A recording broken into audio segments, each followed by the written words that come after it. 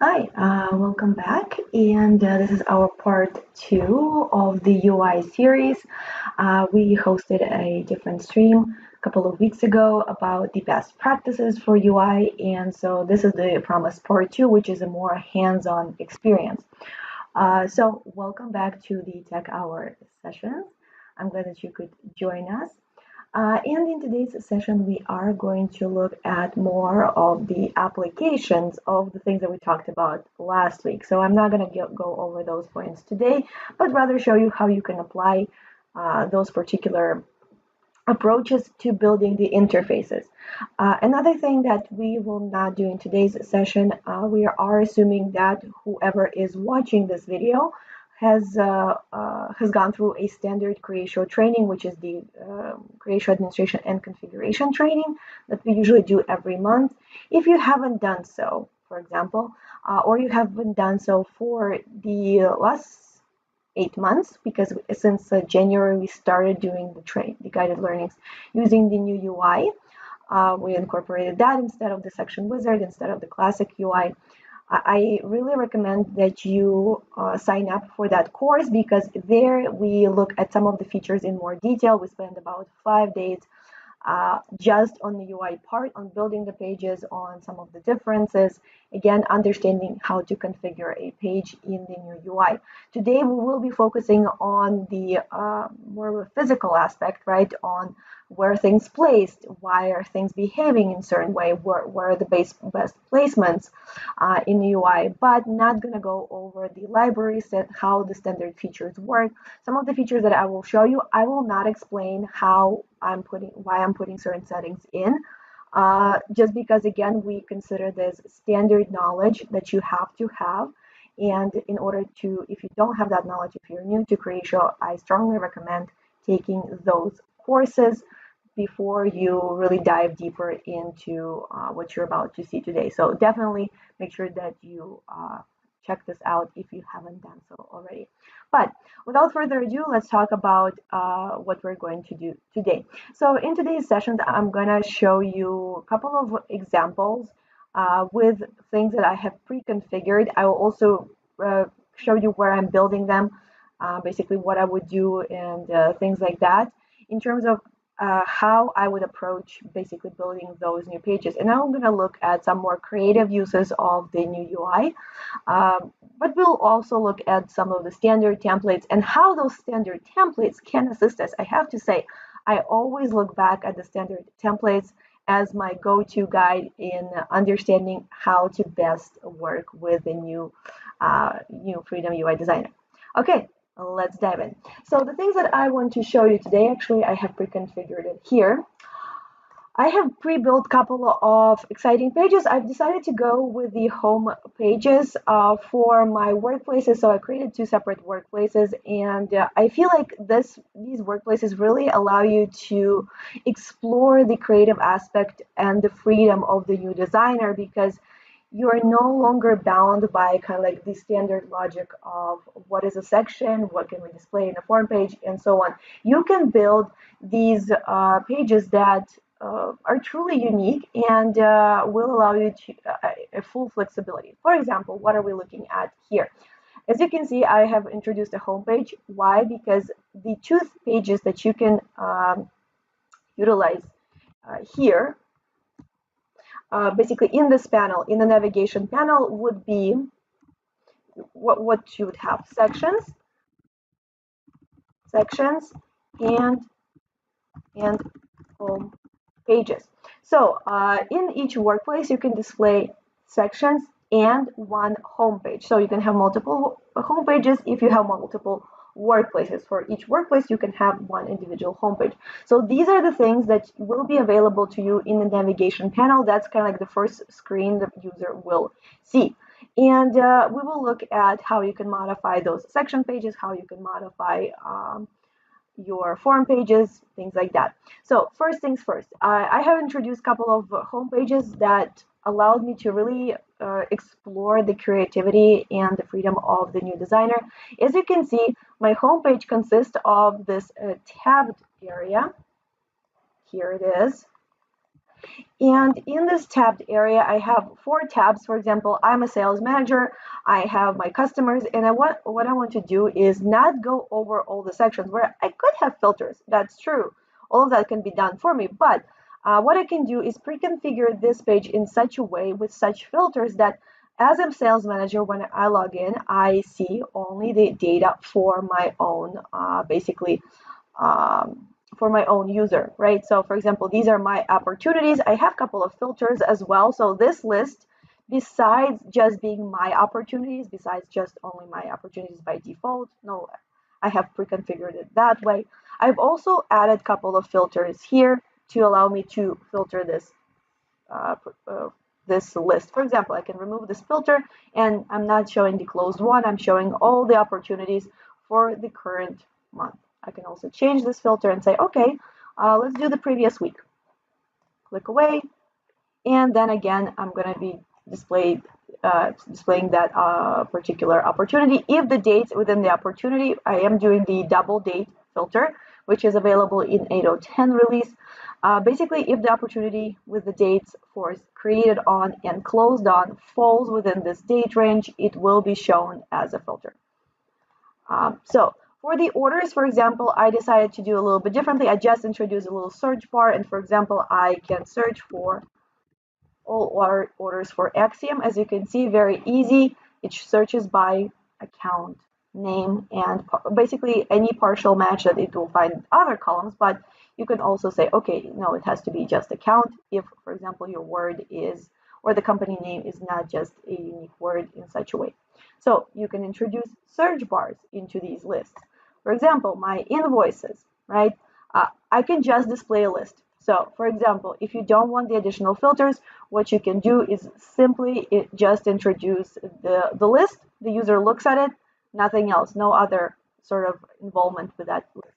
And the last thing that you can also introduce are folders. Yes, so the folders are, if you remember the classic UI, again, if you have experience with Creatio's classic UI, in the classic UIs, folders were something that you can only use in section list pages. So that was the only way that um, the filter could be used. Okay, so folders, right? So as I said, they are essential to only lists. They only exist in list views for the classic UI. But in the Freedom UI, you are not necessarily, you don't you're not constrained by just lists used for folders. Really, any page can contain folders. So really, you can use folders for your details or for pages like that, as you're seeing in this example, where I can just simply hide the folder if I don't need to. Now, keep this in mind that the folders that I'm using will be the same if I'm using customers, which is again based on contact records. Then these folders will be shared between the section contacts and the tab here as well. So it's not folders unique to just this page, but considering we're displaying the list of contacts, it's actually pretty nice that we can have those folders configured only once, and anytime we bring up contacts, all of the folders will also come with it, right? So, and I'll be able to utilize that. So this is the first sort of unique page. Now, additionally on this page, what I have done, and let me kind of show you the full page view. By the way, in 8.0.10, you can even hide all the menus, right? And just look at the full page view, completely taking over.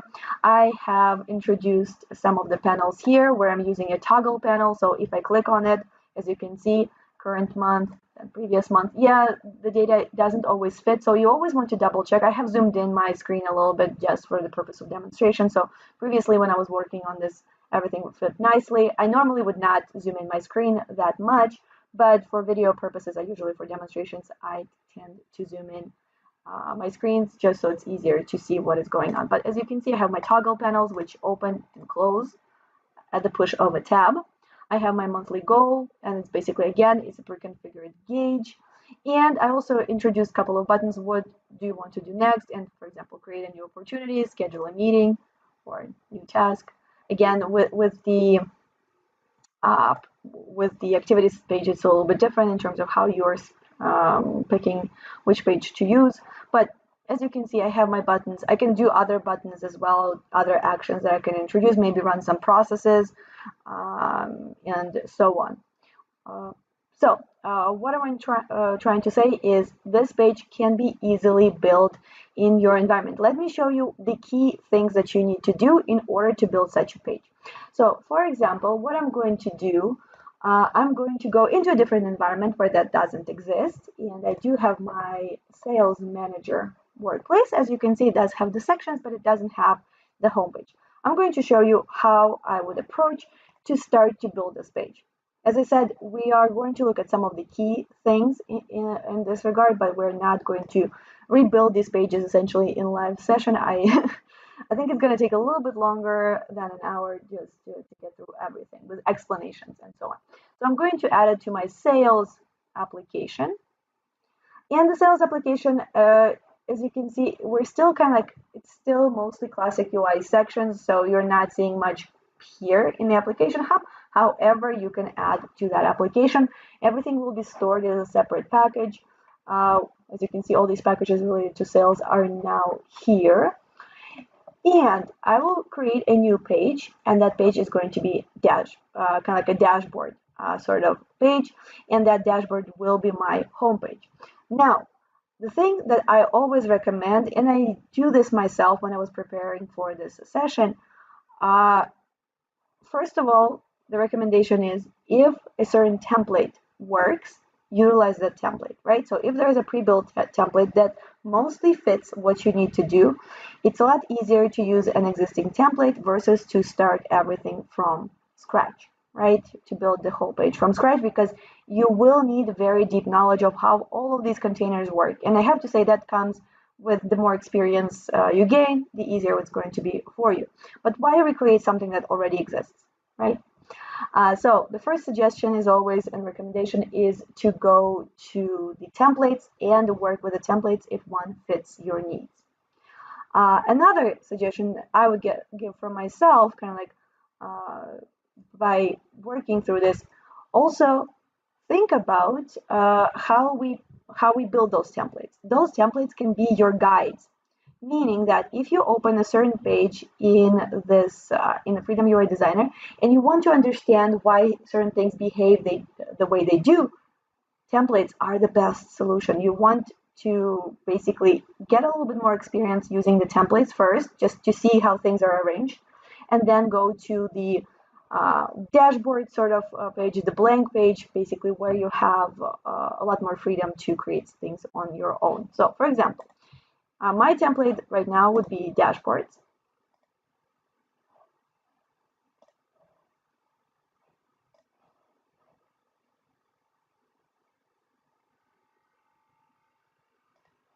Okay, and as you can see, I'm starting with a blank homepage. So the first thing that I would do is change it to, we'll call this my customers, right? My customers. I'm going to change the page title. I'm going to give it a code. My customers homepage. So, okay, this is it.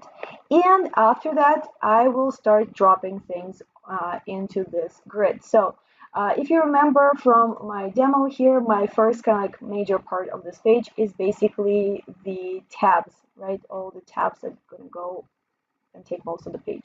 So I'm going to scroll down, find the tabs. As you can see, the homepage has its own grid already, kind of like pre-built. So this is what I'm going to be starting with.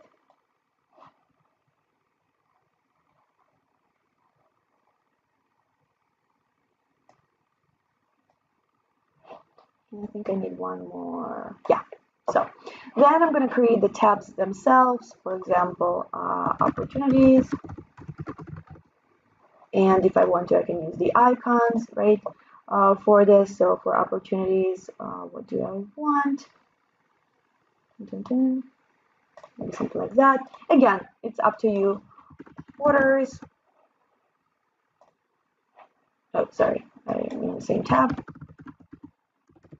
Opportunities, then tab 2. Tab 2.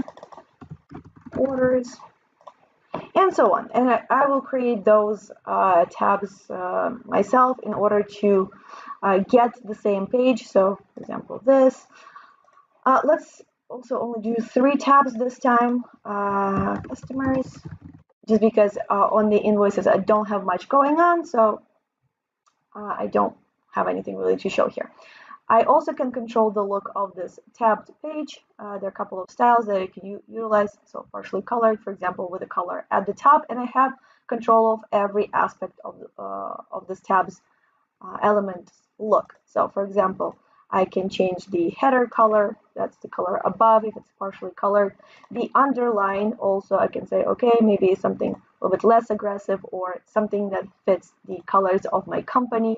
So I can choose whatever works there for me. And I can choose the colors of the selected and unselected tabs. So for example, unselected can be a little bit more grayed out, unselected, and selected can be right, dark black again, or maybe something a little bit more here, for example, as I said. So once you're happy with that look, it's time to insert things into the particular tab. Now, what would be my suggestions in terms of how you deal with this tab, how you insert things into the tabs? For example, if I need to add a list, I would add a standard list here, not the expanded one, because I am not planning to put multiple lists, so there is no need for expanded. Also, I'm not planning to utilize the add buttons or import buttons. If I don't need any of that, the expanded list is a little bit too much, right? So I just need a plain list, nothing else. So to do that, I will add it here. Why am I adding it here and not here? There are two things about that. If you add your lists into this area, into the grid container, you can control the height of the list. If you add here, the height will automatically kind of like expand. Works better on certain pages, different approaches work differently on different pages. In here, I feel like I have a little bit more control if I utilize the grid, the grid container. And as you can see, I can say, okay, it's going to go into these 2 columns and stretch it out in this container. So I'm always going to get a scroll bar if I have more records than could fit onto this particular container. Now, that being said, let's say that I want to introduce those additional filters, right? Oh, before I do the filters, let's actually pick the opportunities as an object. Opportunity, here it is. In terms of the list, always think about whether you want the row numbers. You have the multi-select now. In 8.0.10, you have multi-select. Multi-select for now in 8.0.10 at the time of this session only works for multiple deletion. You can select the records and delete them. For now, you can't select the records and run the process for them. Keep that in mind. You can also think about whether you're allowing the inline editing or adding records inline as well. So let's say I don't want people to add records here. This is for purposes of reviewing, right? So, and maybe I don't want the row numbers either. Let's say, but I'll keep them multi-select. Maybe I'm allowing the users to delete the records, maybe. So after that, what do you have? Things in terms of the list setup. I would apply the static filter and say, okay, these are only my opportunities. These are only my opportunities. How do I set this up? I go into the filter, right? And in the filter, what I do, I say that the owner of the opportunity has to be the current user. Owner, current user. That's it. Everything else I will achieve through the use of quick filters. So the rest of the filters, like period or whether this was closed one or not, I will achieve through the additional filters. Then I'm going to add the columns. Let's say, what do I need? I need stage.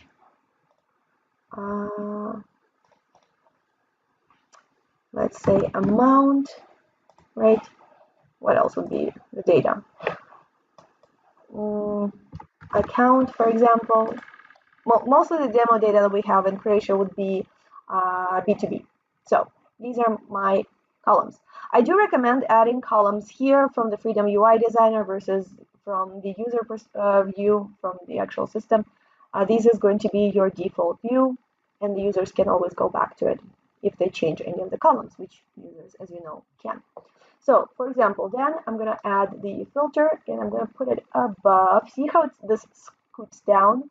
And then I can insert the filters. Now, the trick is, you're probably wondering, how do I put these two filters, what it looks like, into this one column, right? So you clearly can see that if I split this,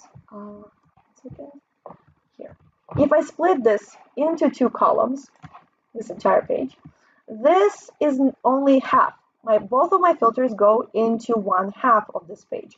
Now, grid containers allow you to put only one thing, one item, into the column, into this row, this little cell. So how did I achieve two? How did I put the two? And this is where we get into the nesting. You have to layer your containers and nest one inside of the other one to get the needed effects, to get the needed control in each of the page place. For example, if I want the quick filter, because see, if I drag the second quick filter, I can put it above or to the side. I can't put it here. So how did I achieve that? Well, actually, I introduced a flex row. So into my grid container, and how do I know this is a grid container? I clicked here, and I always read, what is that? What is it that I'm selecting? It's called a grid container, and as you can see, I have two columns. Now you can say, okay, well, the easiest thing is to split it into four. True, you can do that. Another approach is to have more columns into your grid. You can do this. You can change the number of columns in the grid container. But that being said, the columns in themselves will have their size, their set size, right? And your quick filter can be a little bit bigger or a little bit smaller, depending on what basically what titles you're putting in and so on. For example, if we look at this, this filter goes from much larger, represented on the page. If I remove it by date, see, the closed one moved with it. I don't have a large gap between closed one versus when I have it by date or when I have the date actually selected. How do we achieve this? If you have elements of varying sizes, and especially if their size changes, could change, what we recommend is inserting those elements into the flex containers. Flex containers are your go-to containers for multiple, when you deal with multiple elements of varying sizes. For example, I would introduce flex row. Why? Because I'm dealing with the horizontal direction. Elements are fitting horizontally. And the flex column works for things when they're vertically, when I'm trying to arrange things vertically. So what I would do, I would drag the container, the flex container, and I'm going to put my quick filter in it. See, when the quick filter is in the container, it gives you this smaller square. That's how you know that you're dropping something into the flex container. Quick filter. Now, if I drop a second quick filter, see, the system allows me to do that and allows me to put it into the container. So, for example, this is going to be a period filter, right? Date and time, components to filter, opportunity. You can do one date or you can do two dates, date range. And there's a very nice explanation of how both of these work. So you can choose one or the other. And for example, this is created on and closed on. So this is my quick filter. Now, the title for the quick filter, as you can see, will show up when there is no period selected. This is a very important thing. The title will show up when the filter is not selected. If there is a selection, for example, by date, today, it's just going to show you that date, right? It's going to show you that date. So whatever the title is, you have to make it make sense when the filter is not selected. By date, right? The second filter is, for example, closed one. This is going to be my custom filter based on, it's going to filter the opportunity. I'm just going to say that the stage has to be closed one. So, and that it's just a check mark, stage,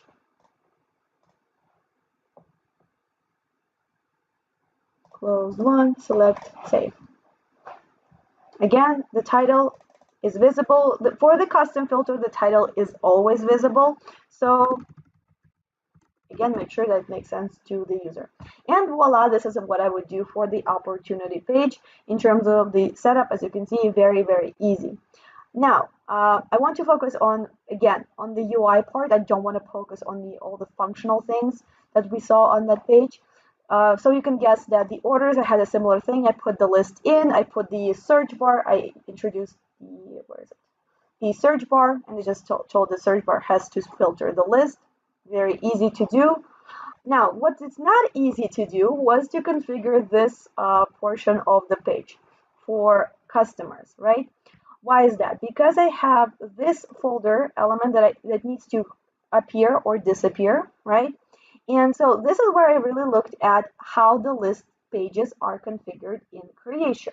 For example, I went into, and let me find this, into the context section, and I was like, okay, what did the developers do in order for this to work so well? How did they configure this? And this is where I would always recommend looking at, so to speak, source material, right? Because there's somebody who already figured out how this is supposed to work. So I went into this page, and I have to say it's not always easy to figure out what fits where and so on. And one of the tricks that you can do is always color your elements.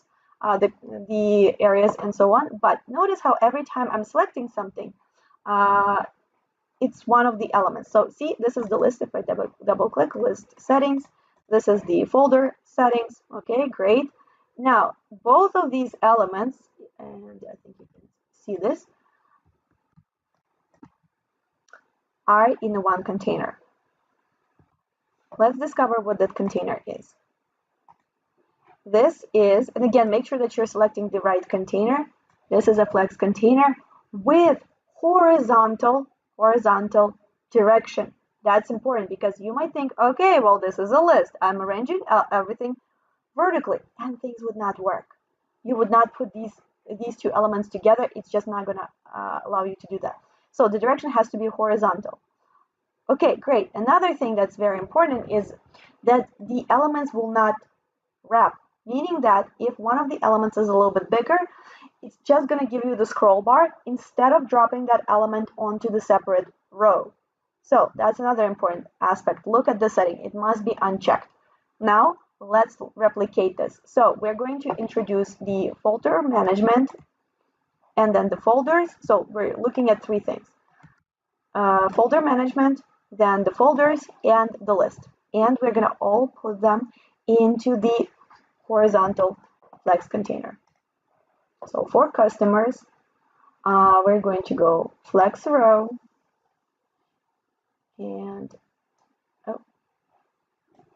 moving things 1 second.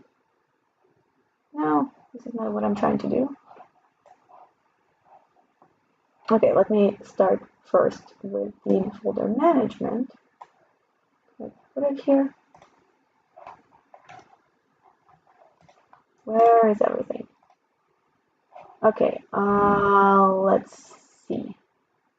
Okay, it just was getting stuck a little bit.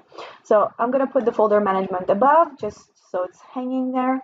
But next thing that I'm going to introduce is the Flex row. Here it is.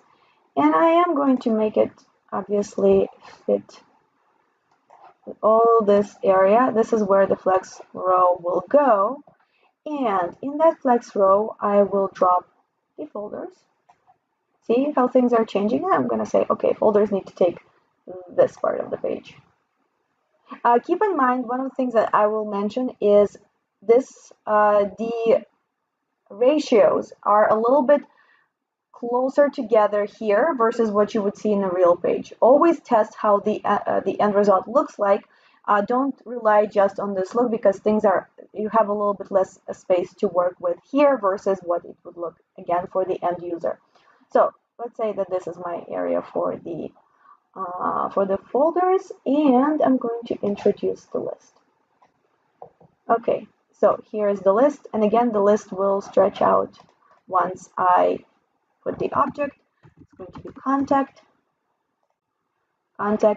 See how it dropped? Notice, right, that it dropped to the second line. Why? Because I did not uncheck this wrap elements. So what I need to do is click on the flex container, go to wrap elements, and only then it returns back here. And then I can add information like, for example, email, account, um, type. Again, any fields that you have a need of displaying. I'm going to remove inline editing. Again, I'll apply the static filter that these are my customers, that I am the owner. So again, just small things here. Owner and select current contact. Okay, great. Now, the folders, which folders to use for the contact section. And we need to tell this folder tree selection that these are the folders that I will be using, and they will be filtering this. So this is the pre-configured filter folders. So a couple of things that have to happen. I had to configure that the folder management uses this list of folders. Then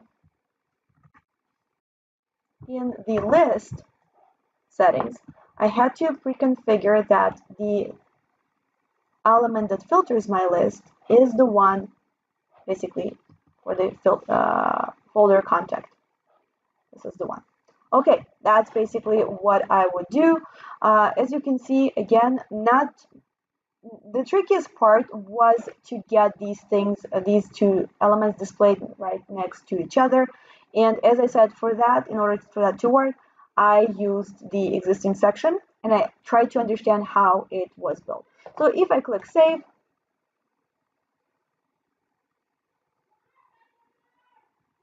you will see that basically that's what my page will look like. The only thing I'll need to do next is just basically say that this is a home page. So for example, if I go back here for my sales manager, we're gonna go into workplace setup, sales managers, my customers, save, and I have to kind of like exit out and come back in to see the changes.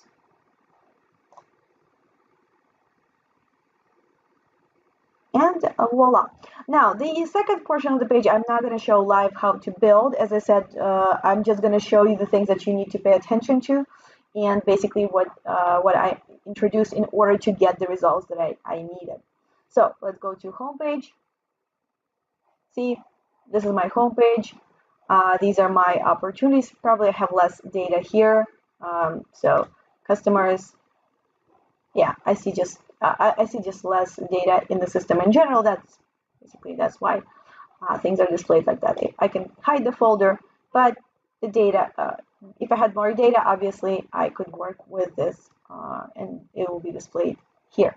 Okay, moving on. What I'm going to show you is, again, some of the, tips and tricks that I've used to build this second portion without physically recreating it. But you get my point. You can use the existing sections as inspiration for building these elements. So what I've done is, if you can see, let me double click and open this panel. So see this container I'm selecting, it's a flex container with the direction column, meaning that I'm trying to arrange my elements vertically, no longer horizontally, vertically. And let me maybe zoom out just a little bit, just so it's not also smushed together. Okay, so a little easier to see everything that I tried to do. It's not as squashed. So I introduced an area. What did I use? The grid container and the grid container called area. So it already comes kind of like with the color, with some of the spacing, and has only one column.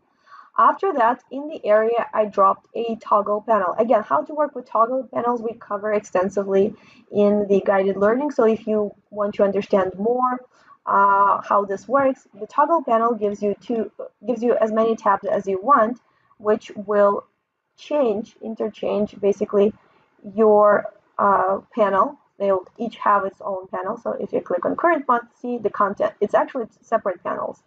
And previous month, the content also changes. I can also remove it and see how everything just goes back up. So toggle panels are really great if you need some information to be shown on the page, but it's not temporarily. It's only temporarily. It doesn't have to be there all the time, taking up space. It's something that's on the need basis when the user decides to click on that tab to show that particular data or information in that panel. Then I have my gauge, and again, gauge is one of the elements you can use from charts. And I introduced another area which has basically the label. So this is label, and and these are buttons. So the buttons, and I can arrange them again either in multiple columns or whichever way I want to do. So this is how I build this particular panel. Again, as I said, the main thing is I put everything first into the flex container, with the direction going down. Now let's take a look at another example. That example being, and let me minimize this so I can go back. That example being, and let me zoom in again.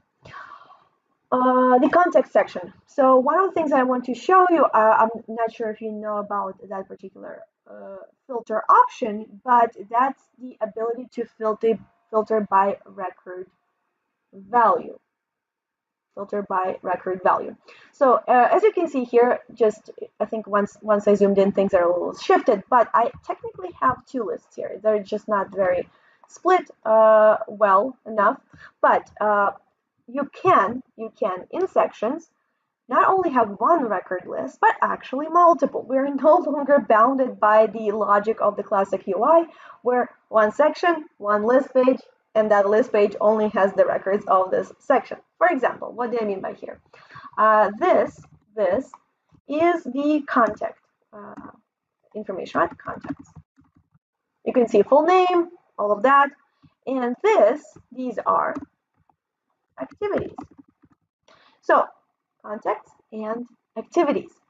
Now, what I have introduced, and I'll show you the setting that does is that if I select a particular contact, it will only show me activities for that contact in the list view without opening the record. So how do I do this? For example, I click on Alex. See, I only have one activity now. If I click on Alice Phillips, I'll probably have a little bit more data here in the system. Andrew Wayne. Again, this is all for Andrew Wayne. Bruce Clayton. Again, so everything based for Bruce Clayton, and you can check that this is actually true. Let me show you the setting that achieves that. So you can, if you have closely related lists that would make sense to introduce within one section page, right? So for example, I'm clicking on the context, and I'm also want to see the things that maybe I have to do, right? So if I click on a particular person, I can already see, hey, this is the task I need to complete for this user. Maybe these are just my tasks. For now, I just said that these are tasks for this contact, but you can put more filters, obviously, inside. How do you achieve this? Let me show you what's under the hood.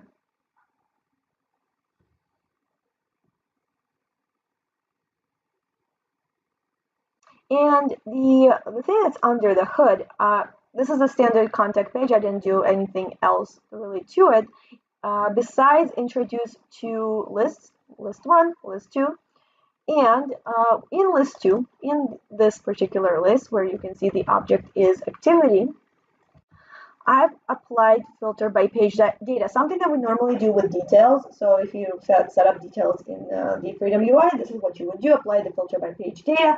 Exactly the same logic as you would apply with details. So contact, filter ID, where in activity, the contact is contact. Again, I'm not going to go into the basics. This is very basic stuff.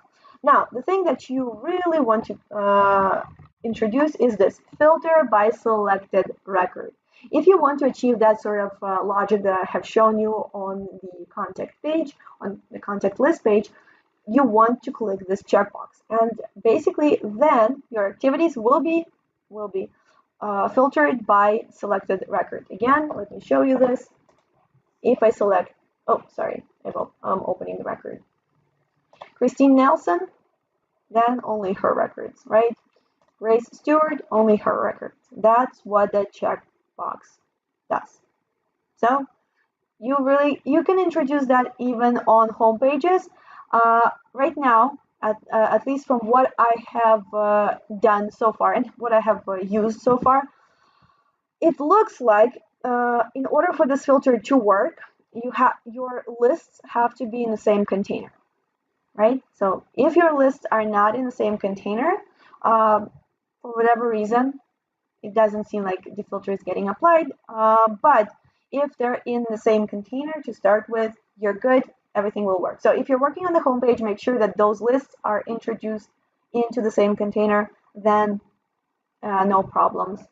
Um, Everything will be working. Not sure if that's going to work on different tabs, and it's not really meant to. So if you select something in tab 1 and go to tab 2, that's not how it's supposed to work. It's supposed to be that, for example, you have the lists side by side and you're filtering the second list with the help of the first one. So they do have to be side by side.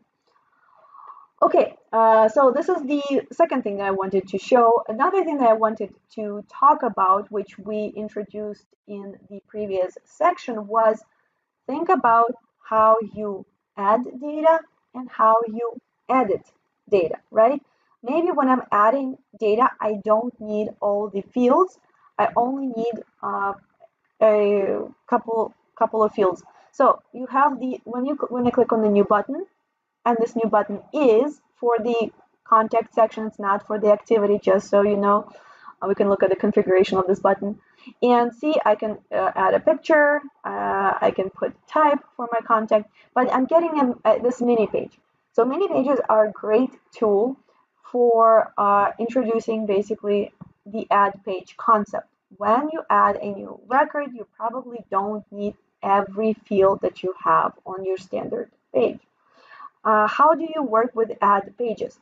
So let me show you that kind of like from, again, under the hood. I have it in two places. In the contact section, we have this, and I also have this in my requests section, just because I designed this. I have a little bit better, again, knowledge of how this request section works. Again, the idea is when I click on new, here it is, here it is. As you can see, I have the fields here. Now, what do I need to do? Let me show you that. You go into the application hub or you go into the configuration. Either way, basically what you're trying to do is get to the object, to the data model, and go into the properties of that object. For example, we're talking about request management, the object being requests here. And again, as I said, you can open this from the configuration as well. If that's what you prefer, you can do this as long as you get to this page. And in each object, you will find this, pages. So if you go to pages, you have a default page and you have an add page, default page, add page. As you can see, there's a separate name for my model page. Here it is.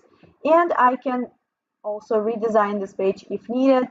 Same will apply, by the way, to external users. So again, you can have a default page and an add page for external users as well. External users are replacing our portal users. They're a little bit different than portal users. It's not portal equals external, not in that way. We're replacing the portal users licenses with external. So please read on that in the release notes. So we do have more information on that. But you have two types of pages. Again, you can go into the page setup and set this page. The thing that I also want to focus from the design standpoint is, notice how here in the designer it says title, right? What is going to be used as title? The title will be the default value or new record value. Basically, it's going to say new record or object name. So let me show you all three basically ways that this title gets used. So if you have a default value and the default value is in project settings, for me it's the field number, and if the number is pre-filled at the time of creating the record, so I'm going to the request section.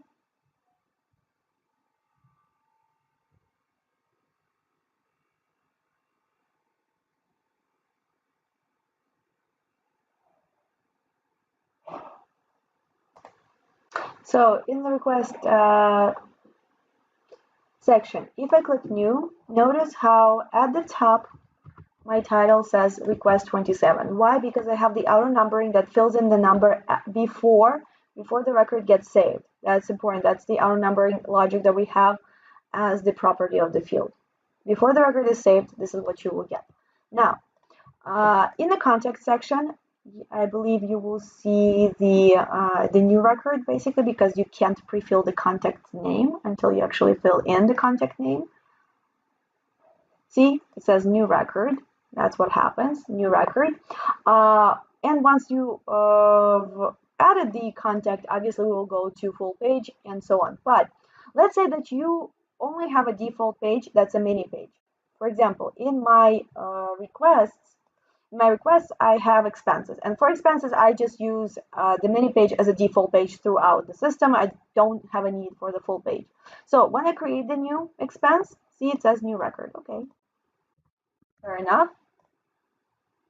But if I try to open this, because again, this is my default page, it's going to say expenses. It's going to say the name of the object because my expense object doesn't have a default value in the field. I don't have a number field. I don't have anything else. Only strings, and this is kind of like only text fields can be used for default values. Only text fields can be used for default values. So it cannot be amount. It's not going to be displayed there. It's an integer. If you have a need to create a complicated, kind of like a combined title, for example, the opportunity section utilizes this. The opportunity name is actually a combination of the number, then you have the account or contact, the need, and so on. You have to build a process or you have to write code in order to create that combined title, fill in the name field, and then it's going to show up here as the title, right? We talked about this in the previous session as well. Okay, so these are the mini pages that I, again, recommend using if you have a need for something similar. And what I want to, for the remaining couple of minutes that we have left, I want to show you another example of a page. Again, here I'm just going to focus on the elements that I've used, how I build these particular fields, areas, and so on. Let me click edit page. Showing you some of the things that you want to pay attention to when you're trying to build these pages. So, for example, I have this area. It's kind of like this title block, which includes the label, and which. Okay, so what am I focusing on here? Here I want to, again, talk about how you can align things, how you can get that precision that everything is nicely aligned, everything in the place where you actually want it to be. Because often enough, the frustration is, well, okay, this is not aligned the way I want it to be. How do I achieve that? Notice how my my label is inside, if I double click, flex container. This inside of another flex container. So I have two separate flex containers. I could have one, but I would not be able to space things apart. So like one aligned on one side, another one aligned on the other side. I would not be able to do that. So since I did want that look, I decided to use two flex containers with different justification. Justify by and for this one. And if I click here, justify here. Again, you have to be very precise when you're selecting. I'm in flex container, justify by start. Now, What it became crucial here is the item's alignment basically by height. Both of these containers have to have the same alignment by height. Otherwise, one is going to be a little bit higher and then a little bit lower. So things are not going to align well. So here, let me double check. Here it's start and center. Again, in certain cases, you have to practice. See, by the way, yeah, it is not aligned. So that's the thing. If I change the alignment to, this one is a little bit lower. This is dropping a little bit low. So let me fix this.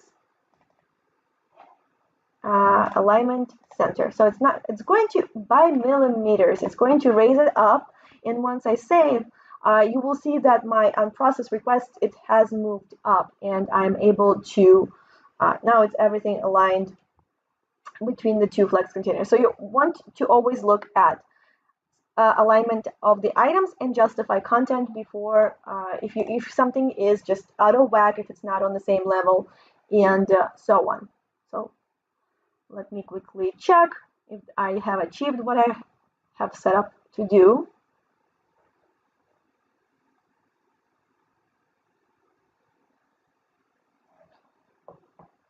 Now, if I draw the line, see, now everything is actually in the same alignment. If this one is a little bit lower, see how it's, now I'm noticing that the containers next to it are just are aligned by end, not by center. And again, things are a little bit out of whack here. So you always want to go through each element and double check. For the user, most of the users probably will not notice these things, except for those that do, and they will not be happy. So small things like that really make a difference, because once they add up on the page, you will see that things are, for some reason, are not looking as clean and sharp, as nice as they can. So your job is to make sure that everything is nicely arranged. As you can see, this is my homepage. Again, the trick here, I didn't use any Flex containers. Technically, you could do this. As you can see, this part and this part are separate. I put the exact area of the page outlined, which is going to be taken by this element. And since I didn't have to squish things in, I have this button which creates a new task, these filters that filter this list. I have preset some of these standard filters, applied filter by page data. Now, this is the one thing that, as I said, will not exactly work because if they're not in the same container. They're not in the same container. So this is one thing that, as I said, as I've noticed, at least for now, at least in 8.0.10 release, the filter by selected record, if my lists are in separate containers, see, nothing really happens. But it doesn't mean that you cannot utilize, obviously, the two lists there in separate parts of the page, because I do like this look. I do like how I'm getting this grayed out area behind them, so they're the white area around. It doesn't have to be white, by the way. If you really want your pages to be more colorful, you can change the colors and introduce a little bit more color. Just make sure that it makes sense with the color scheme that you're trying to use. So again, something like that. Your labels don't have to be, they can be white. Let me go to this text color. Let's just make small changes in a live session. Text color. Now, one thing that is a little trickier, and I have to, it's like, yes, and I think it's not always obvious for people, is that since you have the alignment for labels inside of the element itself, it will only work if you're using the label inside of the grid container. So notice that my label here is inside of the Flex container, right? It's inside of the Flex container. So, and you can click on it.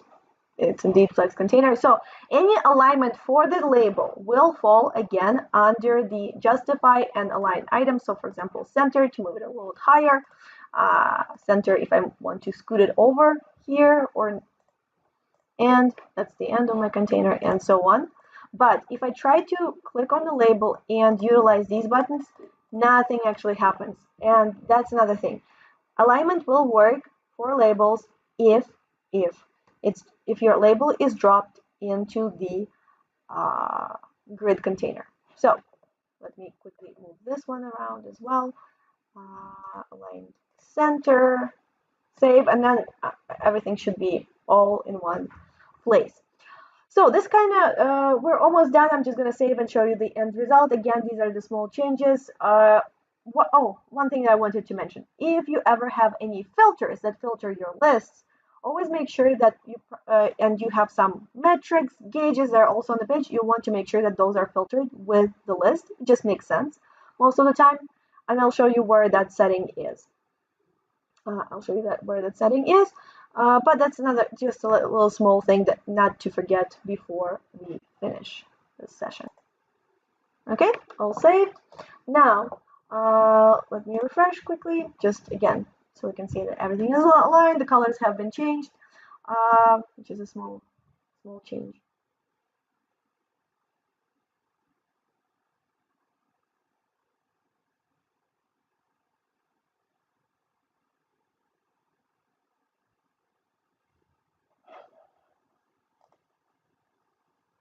Okay, see, now everything is on the same line. Okay, as I said, last thing is filtering. If you have lists, filters, and you have elements, like you have charts on the page, you probably want to make sure if you apply a filter to your list that your records, these guys also change. So for example, if I select applicant Alex, see how I now only have one open record, which I defined 3 complete records. If 1, 2, 3 completed, yeah, that's true. But only just want to see unprocessed records. This also modifies my particular metrics. How do we do that? We need to make sure that once we created the element, the chart element, you also filter that element.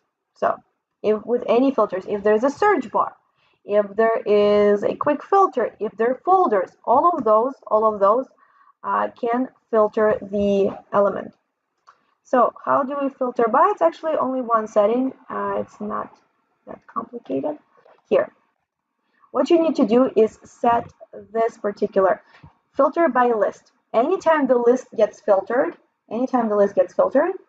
it will filter the metric, the gauge as well. That's the key. You don't have to put everything separately. You just need to make sure that the list is filtered by search bars, by folders, by these quick filters. But once the list is filtered, it will filter the data in the metric, in the gauge, and so on. And you can also introduce filter by selected record if that makes sense for the particular metric that you're showing.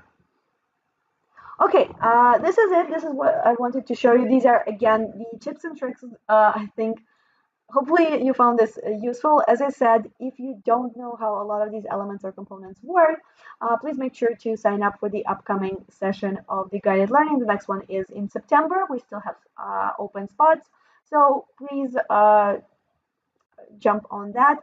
And I would definitely recommend you attend that training session, which will give you a lot more hands-on experience on everything related to Freedom UI Shell. This is it. Again, my name is Lena. I'm a Creatio Academy trainer, and I'll see you in another Tech Hour session. Thanks. Bye.